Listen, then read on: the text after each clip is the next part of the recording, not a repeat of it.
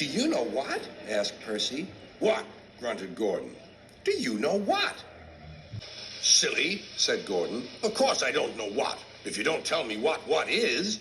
Sir Topham Hatt says that the work in the yard is too heavy for me. He's getting a bigger engine to help me.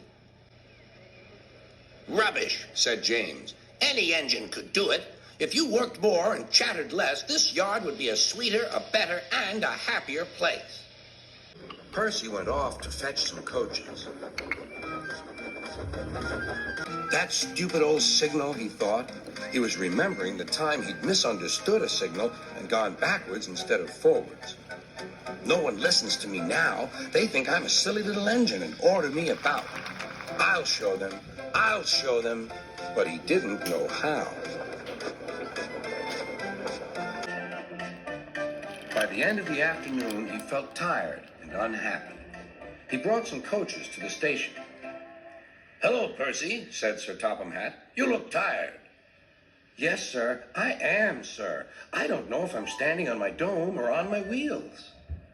You look the right way up to me, laughed Sir Topham Hatt. Cheer up. The new engine is bigger than you and can probably do the work alone. Would you like to help build my new harbor? Thomas and Toby will help too. Oh, yes, sir. Thank you, sir. The new engine arrived. What's your name? Asked Sir Topham Hatt. Montague, sir, but I'm usually called Duck. They say I waddle. I don't really, sir, but I like Duck better than Montague. Good. Duck it shall be. Here, Percy, show Duck around. The two engines went off together. Soon they were very busy. James, Gordon, and Henry watched Duck quietly doing his work. He seems a simple sort of engine. We'll have some fun and order him about. Quack, quack, quack, quack. Smoke billowed everywhere.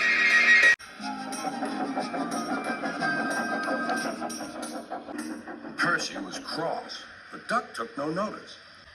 They'll get tired of it soon. Do they tell you to do things, Percy? Yes, they do, answered Percy. Right, said Duck. We'll soon stop that nonsense. He whispered something. We'll do it later.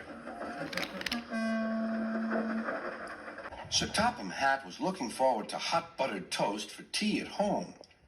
Suddenly, he heard an extraordinary noise. Whee!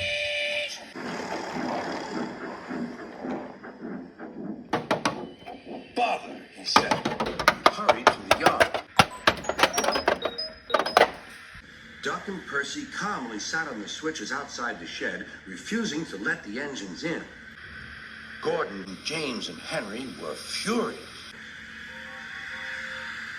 Stop that noise, bellowed Sir Topham Hatt. They won't let us in, hissed Gordon. Duck, explain this behavior. Beg pardon, sir, but I'm a great Western engine. We do our work without fuss. But begging your pardon, sir, Percy and I would be glad if you would inform these engines that we only take orders from you.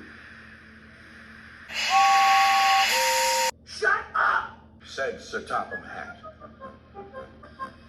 Percy and Duck, I am pleased with your work today, but not with your behavior tonight. You have caused a disturbance. Gordon, Henry, and James sniggered. As for you, thundered Sir Topham Hatt, you've been worse. You made the disturbance. Duck is quite right. This is my railway, and I give the orders. After Percy went away, Duck was left to manage alone. He did so easily.